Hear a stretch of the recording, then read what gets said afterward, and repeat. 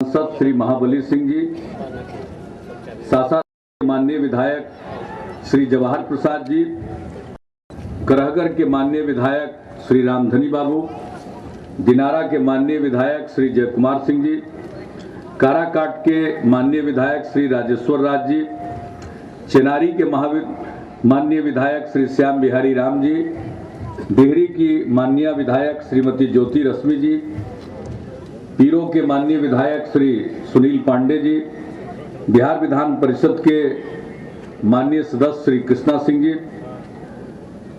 पूर्व सांसद श्री राम प्रसाद कुशवाहा जी, जदयू के जिला संयोजक श्री बिंदा चंद्रवंशी जी, भाजपा के जिला अध्यक्ष श्री भोला सिंह जी, रोहतास जिला परिषद के उपाध्यक्ष श्री संतोष पटेल जी, छोटन खान जी, यहाँ उपस्थित अन्य सभी सम्मानित नेतागण, विभिन्न स्तर के सभी जनप्रतिनिधिगण, हमारे साथ आए हुए बिहार सरकार के मुख्य सचिव श्री नवीन कुमार जी, बिहार के पुलिस महानिदेशक श्री अभयानंद जी, दूसरे सभी अधिकारीगण, प्रिंट और इलेक्ट्रॉनिक मीडिया के यहाँ उपस्थित सभी प्रतिनिधिगण और इस सभा में उपस्थित बहनों और भाइयों, सेवा यात्रा के क्रम में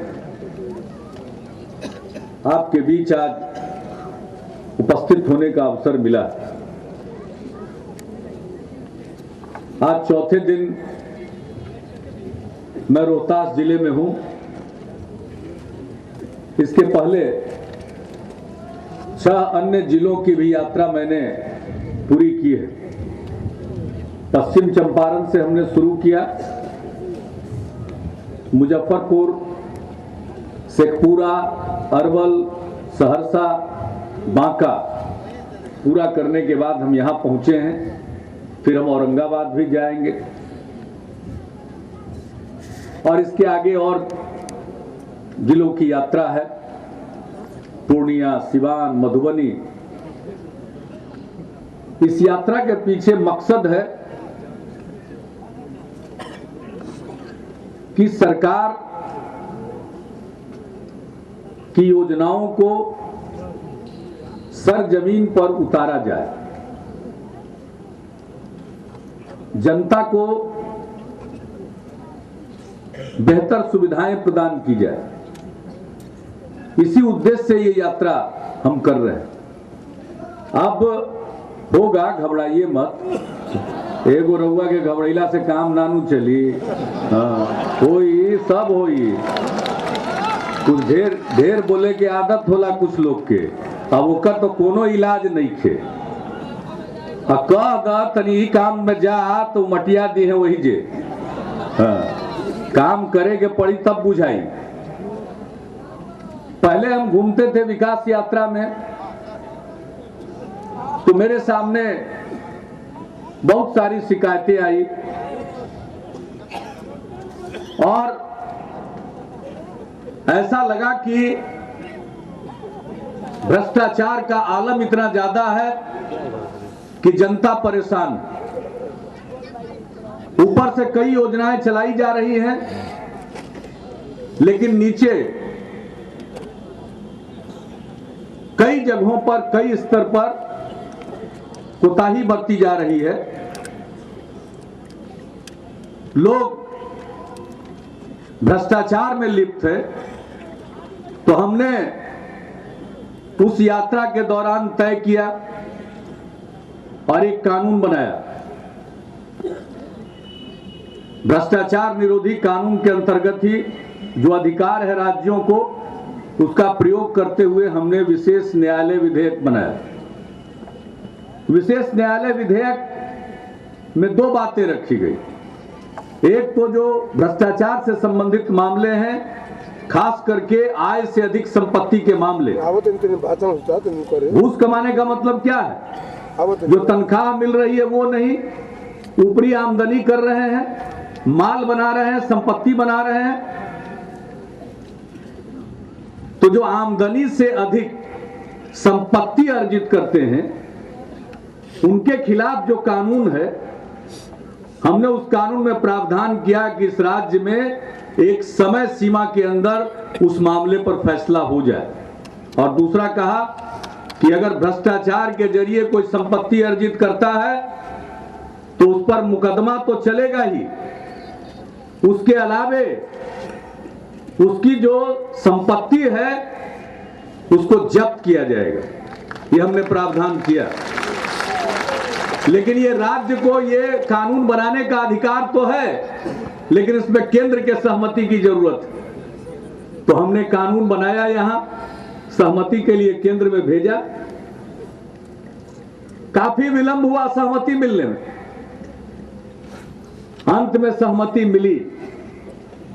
याद करिएगा पिछले विधानसभा के चुनाव में यहां भी हम आए थे, 300 जगहों पर मैंने इस बात का उल्लेख किया था कि कानून बन गया है, भ्रष्ट लोगों की संपत्ति जब्त होगी, उनके आलीशान बंगले जब्त किए जाएंगे और उसमें बच्चों के पढ़ने का स्कूल खुलवाया जाएगा। ये पिछले विधानसभा के चुनाव में हमने कहा था। और सारी वैधानिक प्रक्रिया को पूरा करते हुए पटना में एक लोक सेवक की संपत्ति जब्त हुई, मकान जब्त हुआ और उसमें प्राथमिक विद्यालय मुसहरी खुल गया। और दूसरी संपत्ति जब्त हुई कल, और उसमें लड़कियों का आवासीय विद्यालय खोल दिया गया। बोले में आसान बा, ये सब काम करे में ढेर मेहनत कर पड़ेला, बुझली ना। इतना जगह अपील का अधिकार है। स्वाभाविक है, अपने कानून में जब किसी की संपत्ति जब्त कीजिएगा तो उसको भी कानून कुछ अधिकार देता है। और सबसे ऊपर होता है नैसर्गिक न्याय, प्राकृतिक न्याय। कहा जाता है कि किसी पर कोई कार्रवाई करिए तो उसको पूरा मौका दीजिए अपनी सफाई पेश करने का। तो ये सब करते कराते नीचे से ऊपर तक अपील जाते जाते अंत जब होता है तो दो मामला तो फरिया गया। आई पाइपलाइन जिसको बोलते हैं ना, रास्ता में भी बहुत मामला है। इसके अलावे और कार्रवाई शुरू हो रही है कई मामलों में। तो इस बिहार में पहली बार हुआ आजाद हिंदुस्तान के इतिहास में,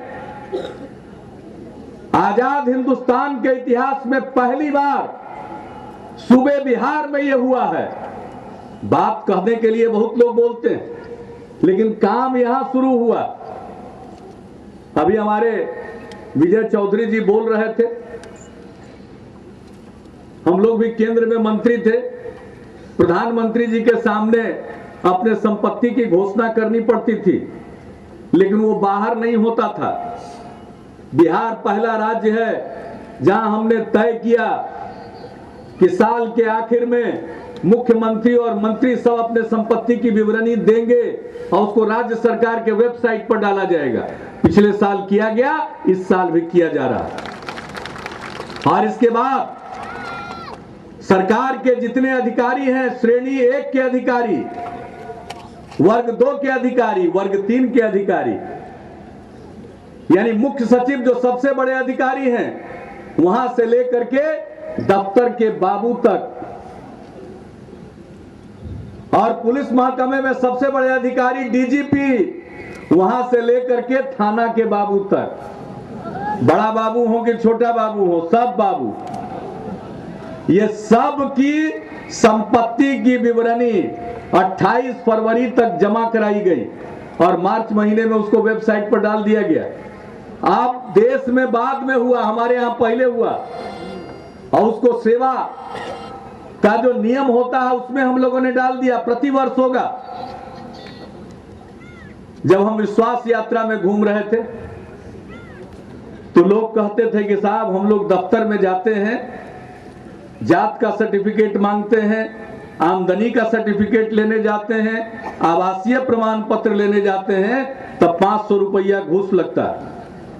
और जब तो इसका मतलब जरूरतें नहीं पड़ा है आप लोगों को, ऐसे ही आ गए हैं मनोरंजन में बुझाता है। अब लोक सेवा अधिकार कानून लागू हो गया। अरे कान खोल के सुन ला, जान लिया, फायदा करी।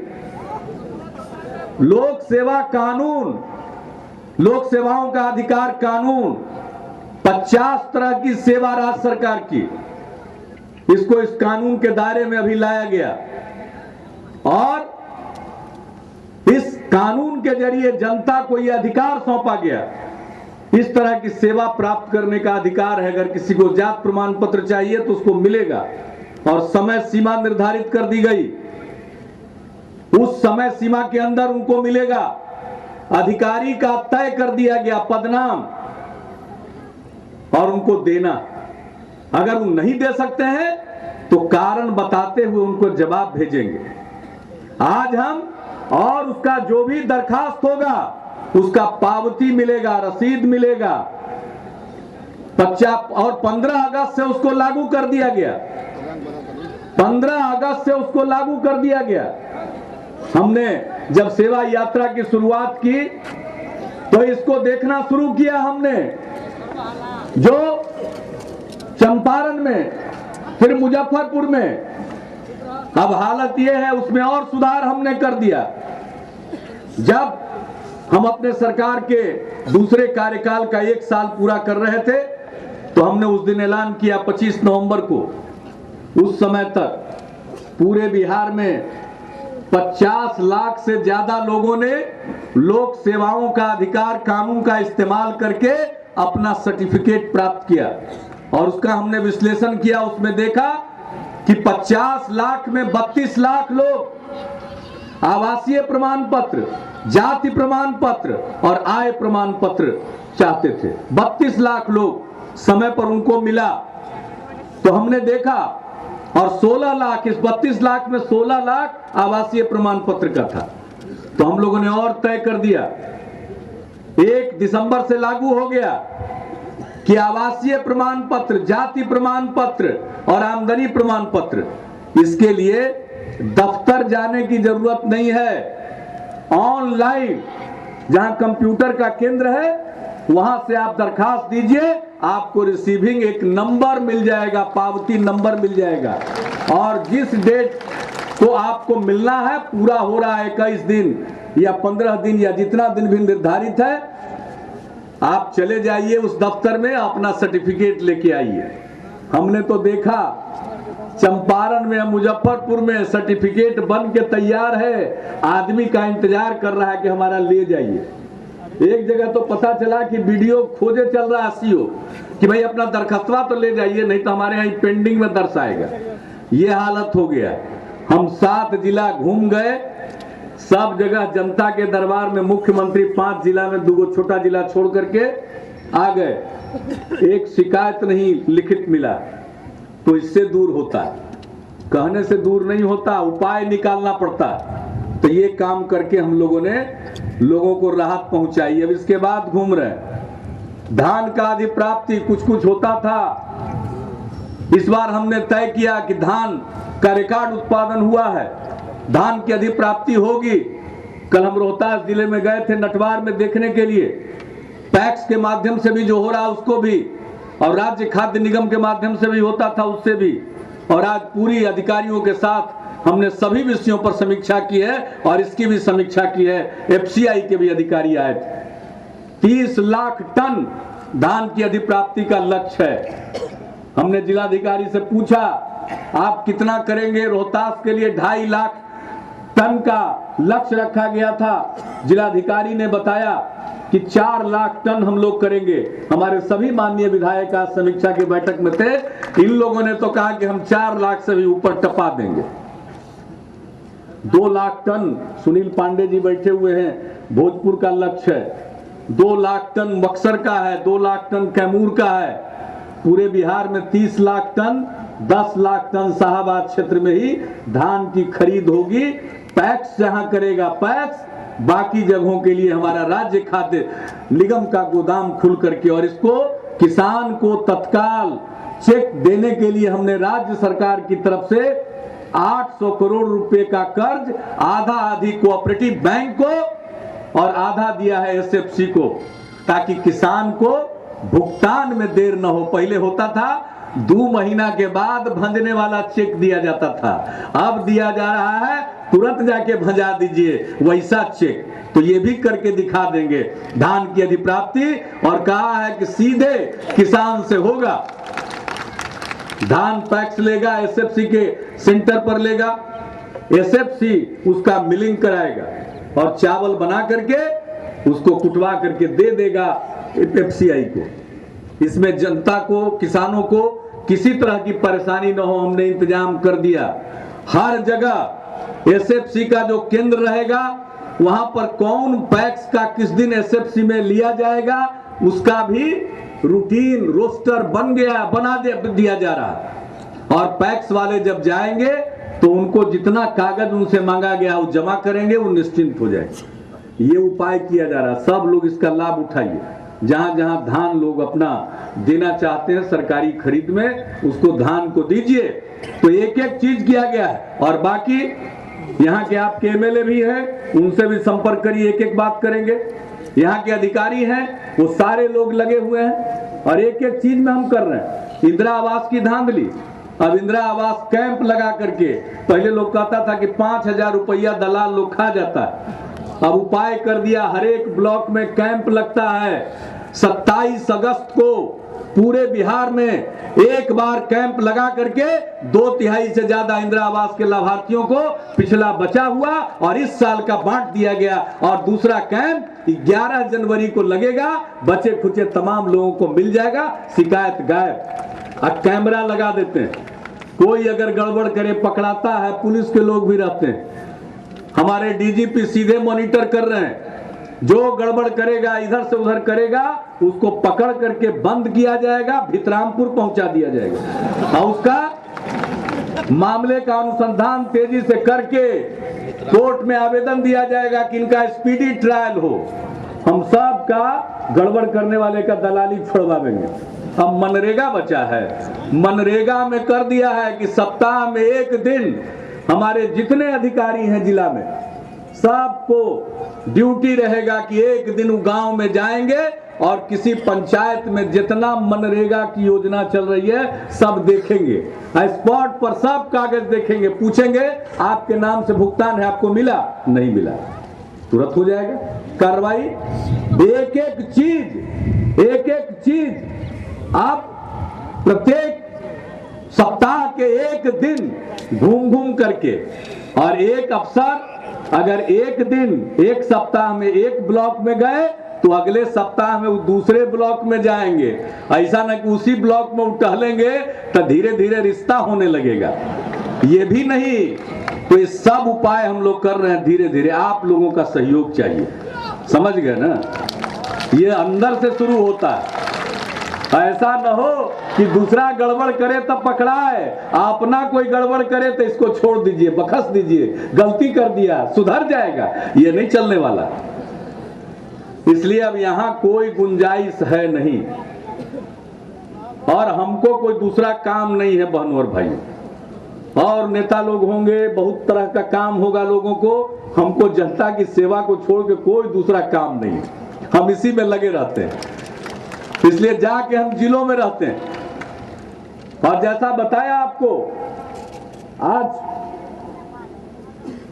विजय चौधरी जी ने, आपको सिंचाई मंत्री जी ने, हम आए तो देख लिया इंद्रपुरी बारात, इसके बाद गए दुर्गावती परियोजना देखने, धान का सेंटर देखने। किसान एक गांव में जलालपुर में पूरा मशीन पर निर्भर हो गए, जीरो टीलेज करते हैं, हार्वेस्टर से काम करते हैं। उस गांव में गए हम, हर उस जगह पर जाते हैं जहां कुछ खास काम हो रहा है और वैसी जगह पर जाते हैं जहां कुछ खास समस्या है। इसलिए दुर्गावती भी गए जलाशय देखने, और आज आपके यहां आने में थोड़ा विलंब हुआ इसलिए कि हम रोहतास किला गए हुए थे सासाराम से, और वहां 2 घंटा रोहतास किला में रह करके और सब कुछ देखने के बाद, और वहां एकत्रित थे लोग पहाड़ पर, बहुत संख्या में लोग एकत्रित थे, उन सब लोगों से मिलते जुलते सबकी बात सुनने के बाद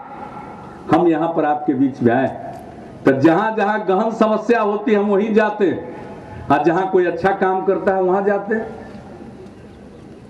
इस सेवा यात्रा का यही मकसद है और कोशिश है कान खुला रखते हैं, आंख से देखते रहते हैं, अगल से बगल से कहीं से कोई बात निकले। बहनों और भाइयों, हमको कुछ नहीं आता, हमसे ज्यादा आपको आता है, इसलिए हम आपके बीच में खुश घूमते रहते हैं कि आप ही से कुछ रोशनी मिल जाए और उस रोशनी को बिहार के कोने कोने में हम पहुंचा दें, ताकि ये पिछड़ा बिहार आगे बढ़ जाए। इसलिए हम आपके बीच में, और आज आपके बीच में आए हैं। इंद्रपुरी बराज देखा है, इंद्रपुरी बराज का तो आधुनिकीकरण होगा ही। अभी राजेश्वर राज जी ने लिख करके और हमारे तमाम विधायकों ने भी कहा था, सोन नहर के आधुनिकीकरण की योजना आज से बहुत साल पहले ली गई थी, बीच में वो अटक गया, रुक गया, केंद्र की योजना थी, बंद हो गई। राज्य की तरफ से जो बचा हुआ काम है उसको पूरा करने के लिए राज्य की एक नई योजना तैयार की जा रही है और हम सोन नहर का पूरे तौर पर आधुनिकीकरण करेंगे, बराज का आधुनिकीकरण करेंगे और दुर्गावती जलाशय का भी काम होगा। हालांकि यहाँ के लोगों की रुचि नहीं है, उधर के लोगों को रुचि है ज्यादा जहाँ सिंचाई होगा। हम देखा है भारत सरकार ने 22 शर्त लगाया, वन एवं पर्यावरण मंत्रालय ने, अब एक एक शर्त का अनुपालन कर दिया है। अंतिम शर्त था मुख्यमंत्री की अध्यक्षता में एक सोसाइटी बनाइए, 400 करोड़ रुपया जो दिया है उसी में रहेगा, वही लोग नया वन वगैरह लगाएंगे, पेड़ लगाएंगे और बहुत सारा काम करेंगे, वो भी कर दिया। एक नया सोसाइटी भी बना दिया गया मुख्य सचिव जी की अध्यक्षता में, उसका रजिस्ट्रेशन भी हो गया, भारत सरकार के वन एवं पर्यावरण मंत्रालय को भेज दिया। अब उनका इंतजार है, कोई अगर नया अड़ंगा नहीं लगाए और सब शर्त का हमने पालन कर दिया है तो तत्काल इसके बाद सिंचाई मंत्री जी इसलिए हमारे साथ गए थे, तत्काल काम जल्दी से जल्दी शुरू कराया जा सके। हम वहां पर थे तो वहां पर आप ही के मीडिया वालों को कह रहे हैं, आप ही के समाज से लोग थे, हमसे उन्होंने पूछा पानी कब मिलेगा मुख्यमंत्री जी। मुझको हंसी आ गई, अरे पानी तो तब मिलेगा जब बराज ये जलाशय का काम पूरा हो जाएगा, सारा काम पूरा हो जाएगा तो पानी मिलेगा। तो हमने उनको जवाब दिया कि भाई इसका जवाब तो कोई दक्ष इंजीनियर भी देगा कि नहीं देगा, कहा कि अभी केंद्र सरकार अड़ंगा लगाए हुए, कब देगा अनुमति और कब काम शुरू होगा तो हम कैसे बता दें आपको। इतना बार तो बता बता के ये लोग छक गए, जब जब ये लोग बताते हैं तो कुछ ना कुछ ग्रहण लग ही जाता है। इसलिए हमने उनको कहा कि ये तो हम नहीं बता सकते हैं, लेकिन सारी शर्तों को पूरा कर दिया, जैसे ही मंजूरी देंगे काम शुरू होगा। काम शुरू होगा उसकी निगरानी सिंचाई मंत्री करेंगे, धन की कोई कमी नहीं है, होने दी जाएगी, जितनी जल्दी हो सकता है वो पूरा हो जाएगा और पुरानी वो परियोजना भी पूरी होगी। आज हम गए थे फोर्ट, रोहतास किला, उसको हमने देखा। अब उसको आर्कियोलॉजिकल सर्वे ऑफ इंडिया ने लिया हुआ है, हम बात करने वाले हैं। या तो आर्कियोलॉजिकल सर्वे ऑफ इंडिया उसको ठीक ढंग से उसका रख रखाव करे, या फिर अगर वो रख रखाव करने में अक्षम है तो लौटा करके राज्य सरकार को दे दे। हम उसको एक पर्यटन केंद्र के रूप में विकसित करना चाहते हैं और पहाड़ पर बसे हुए जितने लोग हैं, जो आज मिले लोग, मुझको उनसे मिल करके बड़ी खुशी हुई। हमने उनको कहा है कि इस पूरे पहाड़ के इलाके के विकास के लिए जो भी संभव, मेरे बूते में बहुत सारा मामला तो पर्यावरण के चक्कर में टकता है, लेकिन अगर हम सोलर पैनल लगा करके बिजली दें या पहाड़ के ऊपर हवा भी खूब है, हम तो रोहतास किला का जो हवा महल है सबसे ऊंचा जगह वो भी देखा, वहां फांसी घर है वो भी दिखलाई पड़ा, क्या क्या नहीं दिखलाई पड़ा। तो ये चीज ऐसी है, इतनी बेहतरीन चीज है, इतनी खूबसूरत चीज है, इतनी ऐतिहासिक चीज है, इसका जिक्र हमारे पौराणिक गाथाओं से लेकर के इतिहास तक में वो गढ़ फिर से लोगों के लिए आकर्षण का केंद्र बने और वहां उस पूरे माहौल को ठीक करके लोगों के आने जाने लायक बनाना हम चाहते हैं। इसलिए हमने इच्छा प्रकट की थी डीजीपी को कि भाई हमको रोहतासगढ़ ले चलिए। और आप समझ सकते हैं आज की परिस्थिति में रोहतासगढ़ मुख्यमंत्री को ले जाने का संकल्प लेना कोई साधारण बात नहीं है, लेकिन इन लोगों ने कहा, और कोई बहुत पहले हमने नहीं कहा, परसों हमने कहा, जब हम सासाराम में थे तब हमने कहा, और आज हम वहां गए 2 घंटा वहां रहे, लोगों से मिले, बहुत अच्छा लगा और आपसे भी मिलकर के बहुत अच्छा लगा। उसके बाद हम यहाँ पर आए, आपका सब रूप हमने देख लिया। जनता महान है, अपना भारत महान है और उसी तरह से अपने बिहार को भी महान बनाना है। मैं आपको एक चीज के लिए बधाई देना चाहता हूं, जो बिहार में आज जो सांप्रदायिक सद्भाव और सामाजिक सौहार्द का माहौल बना है, इसको बनाए रखिएगा। हिंदू मुस्लिम एकता, विभिन्न जातियों के बीच में सौहार्द का माहौल, उसी के बदौलत बिहार आगे बढ़ेगा। बहुत लोगों को ईर्ष्या होती है, बिहार आगे बढ़ रहा है, लेकिन ईर्ष्या करने वाले लोग ईर्ष्या करते रहें, जिनका दिल जले वो जलते रहें। अब बिहार के 10 करोड़ 38 लाख लोगों के संकल्प के बदौलत बिहार आगे बढ़ेगा और इतना आगे बढ़ेगा कि कभी भी बिहारी कहलाना अपमान का विषय नहीं होगा। बिहारी कहलाना सदैव सम्मान का विषय होगा, शान का विषय होगा। और उस बिहार के निर्माण में शाहाबाद का, रोहतास का, भोजपुर का, बक्सर का, कैमूर का योगदान होगा। यहाँ के इतिहास पर हम गौरव करते हैं और इसी तरह का गौरवशाली इतिहास पूरे बिहार का है। आइए हम सब मिलकर बिहार को आगे बढ़ाएं, खूब आगे बढ़ाएं और इस बिहार में जो अमन चैन का माहौल है, इसको कायम रखें। तो इन्हीं शब्दों के साथ मैं जिला प्रशासन को धन्यवाद देता हूं कि आज यहां आने पर 162 करोड़ की लागत से अनेक योजनाओं का उद्घाटन और 136 करोड़ की लागत से बनने वाली अनेक योजनाओं का शिलान्यास कराया। मैं इसके लिए आप सबको इसे सुपुर्द करता हूं और अब नया साल आने वाला है। इस नए साल के लिए मैं आप सबको अपनी शुभकामनाएं देता हूं, आपका अभिनंदन करता हूं, आपको धन्यवाद देता हूं। जय हिंद।